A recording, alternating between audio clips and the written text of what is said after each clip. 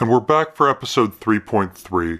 Our episode begins with the funeral of Catalin's father, Hoster Tully.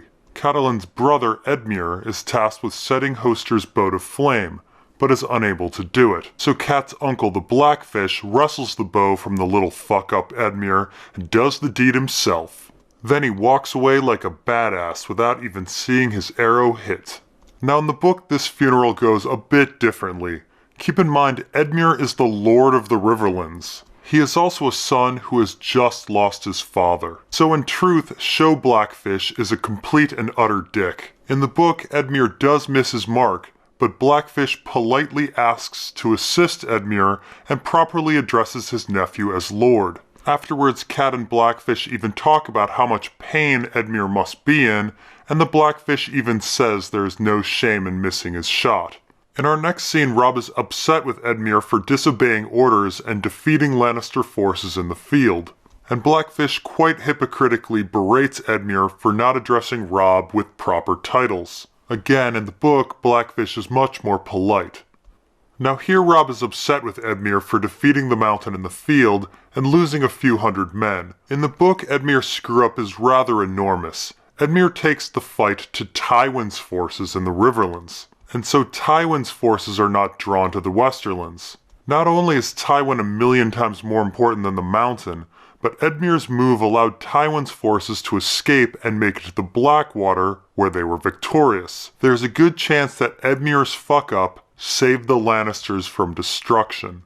Now next we get some extra comedy where the small council chooses some seats. In the book, the Tyrells have already moved into power, and Mace Tyrell is named Master of Ship. Kevan Lannister is also in town as Master of Law. In the book, this small council scene includes a divvying up of spoils after the Battle of the Blackwater. Various lords are dispossessed, and their lands are given to other lords. Most notably, the Tyrells take all the Florent lands. The bulk of Stannis' supporters are Florents, as is his wife. Of course, this is a huge shift of power in the Reach, and I imagine it's going to cause trouble for the Tyrells later on.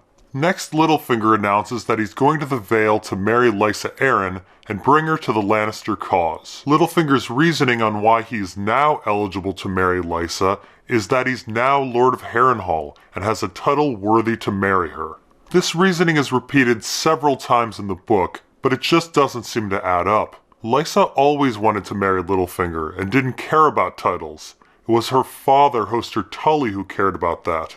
Once Lysa was an adult widow, she could marry whoever she damned pleased. High Lords marry Lesser Lords all the time. Duncan the Small married a commoner, Doran Martell married a foreigner, Ned's grandfather married a clanswoman. It seems Littlefinger's desire for Harrenhal went beyond the title. Now next we have this little extra bit where Locke's men are singing The Bear and the Maiden Fair. Now this song is sung a lot in Westeros, and as I said last time, it's a song about rape. But the song also contains many elements of Brienne's story. However, a lot of the allusions are ambiguous and certainly open to interpretation. The song contains a maid with honey in her hair, which could be Brienne or Jaime, and it mentions 3 boys who might be Brienne's 3 potential rapists, or maybe the 3 men she kills at Cracklaw Point in the book. It also mentions a goat, which is likely Vargo Hoat, the head of the Brave Companions, and there's a dancing bear, which could be Rorg, or Brienne herself, or the bear in the bear pit. And while it's tough to identify the exact meaning of everything, the song is generally about a journey and about a rape, which is Brienne's story. You see, here in book and show, Jaime warns Brienne that she will be raped. The rapists are named Rorg, Zolo, and Shagwell. Yes, the last one's name is Fuckwell. Brienne avoids the rape, but her later book journey is about her running into and defeating her potential rapists. Now yes, a couple episodes back I trashed the show a bit for Brienne rape-killing a dude, but in the book Brienne does eventually rape-stab Shagwell at Cracklaw Point, and rape-stab Rorg at the inn at the crossroads. And no, I'm not imagining this, the allusions are pretty heavy-handed. However, unlike in the show, Brienne's stabs are defensive, and she doesn't seem to enjoy them. I do predict that Brienne will eventually run into her 3rd potential rapist, Zolo. Now next we're back with the Brotherhood Without Banners at the Inn of the Kneeling Man. Now it should be noted that show Thoros is kind of a combination between book Thoros and a singer in the book named Tom O'Sevens. Book Thoros is rather somber, while Tom O'Sevens adds jokes and life to the group. We don't know much about Tom's background, but he did once play for Hoster Tully in River Run, and once for Lysa Tully in The Vale. Tom O'Sevens weirdly hates a song called The King Without Courage, and this makes me wonder if Tom was a Targaryen supporter. Here we get a goodbye from Hot Pie, who decides to stay behind at the inn. Although Arya does miss Hot Pie later on, in the book she doesn't have such a heartfelt goodbye. Now next we get an extra scene with Catelyn and the Blackfish where they remember Hoster Tully. Now Blackfish and Hoster had a feud, and here in the show Blackfish claims that he has made peace with Hoster and the two had forgotten what the feud was about. In the book, this is most certainly not the case. Hoster rambled about their dispute right up until the point in which he went into a coma and died. The two never reconciled. The dispute was that Hoster had arranged 3 different marriages for Blackfish, and Blackfish refused them all. Now some fans theorize that Blackfish refused them because he's gay, but one has to remember that people don't marry for love in feudal societies. People have family obligations and one's preference is largely irrelevant. So even if Blackfish were gay, he still has an obligation to marry. So what's the real reason for his refusal? Well, we do know that the potential brides were a Redwine, a Bracken, and a Frey. I would say it's likely that Blackfish had a problem with each of these houses. Keep in mind that Blackfish's real name is Brynden, and it's likely he was named after Brynden Rivers, aka Bloodraven. In fact, this is mentioned by Bloodraven in the book. This means that Blackfish and Hoster's parents must have admired Bloodraven and his actions in order to name a son after him. Bloodraven hated Blackfyres, and one can connect House Bracken and House Frey to House Blackfyre. And one can connect House Redwine to Illyrio. Of course, why Hoster didn't see these connections himself is a mystery. It seems the two had very different attitudes about politics. Now next we get an extra scene with Robb's wife where she meets some captured Lannister boys, and one of them looks remarkably like Tommen. Well, all Lannisters are said to look alike. Meanwhile, north of the Wall, we have the wildlings arriving at the Fist of the First Men to investigate the battle that went down. And frankly, it does look a bit like an album cover. Now, as in the book, there are horses here, but no men. However, here in the show, there's this design, and Mance is very explicit that the men are now whites. The book is a tad subtler about this fact.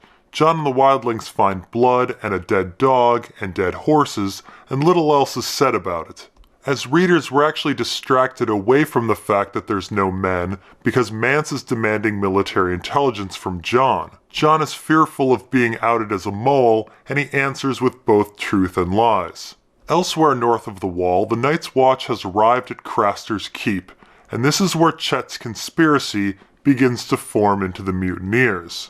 The conspiracy of men that all wanted to kill Mormont at the Fist of the First Men all had different ideas about what to do afterwards, but it was Chet who decided he would take Craster's place and enjoy all of his wives. Apparently others in the conspiracy thought that Chet had a great idea, and it's the conspiracy members that make the most fuss at Craster's Keep. Now here in the show, Sam goes off and sees Gilly give birth, but in the book, Gilly is actually right upstairs and Craster announces to everyone that he has a son. Interestingly, in the book, Craster is actually quite happy about having a son, which makes me think that Craster was worried about the Night's Watch bringing the others down on him. Now he has another offering to placate them. Now next we have an extra scene with Ramsay letting Theon escape. Now even though Theon doesn't appear again until book 5, he does look back on an escape attempt. Instead of Ramsay, it's the serving wench Kira who helps Theon. She's the serving wench that Theon sleeps with when he's ruling Winterfell. In the show, he sleeps with Osha instead. Next, we have an extra scene where Stannis is saying goodbye to Melisandre, and he pleads with her to make him another shadow baby. In the book, Stannis has no idea about shadow babies. If they even exist at all, I would argue they don't. And we have no visibility on Stannis as Davos is in prison. Over in Slaver's Bay, we have a slave soldier, anti-slave soldier argument between Jorah and Barristan. The arguments presented here mirror the books. However, in the books, Dany visits each man in turn and hears him out. In the show, the two verbally spar in front of her. Next, Dany offers a dragon for all of the Unsullied, and here in the show, both Barristan and Jorah protest.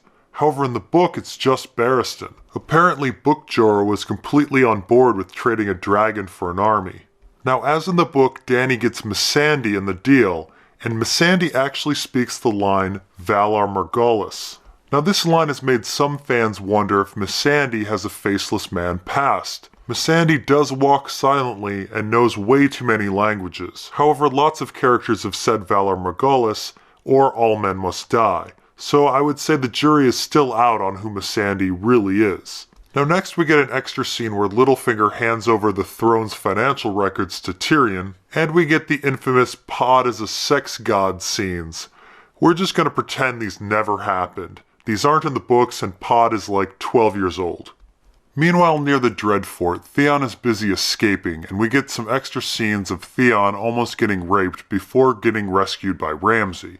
Now in the book, things are a bit different. As I said before, Kira is the one that comes to Theon with keys and a way out. It should be noted that Kira was Theon's bedwarmer and became Ramsay's bedwarmer after he burned Winterfell. And while Kira being around Ramsay does explain how she has access to keys, it doesn't explain how she would know the Dreadfort well enough to plan an escape. The whole thing seems suspicious, and I would guess that Ramsay coerced Kira into the plan. After escaping, she refuses to leave Theon's side, despite Theon telling her it would be a smarter idea if they split up. The two are caught, and Ramsay kills Kira and names one of his hounds after her. And finally, we have Brienne getting pulled off to be raped before Jaime saves her with a lie about Tarth being blessed with sapphires. Now here the show has added an interesting reason for Jaime's hand being chopped off. Locke does it to mock Jaime's entitlement. Now in the book, why Jaime's hand was taken off is a bit of a mystery. Roose Bolton claims it's because the brave companions wanted to prevent Roose from making peace with the Lannisters, and that somehow Stannis would reward them with Harrenhal. The claim has very little logic to it. I theorize that the brave companions work for Doran Martell, and it was a form of revenge against the Lannisters that also neutralizes a member of the Kingsguard. But only time will tell what the truth is. And that's all for episode 3.3. See you in episode 3.4.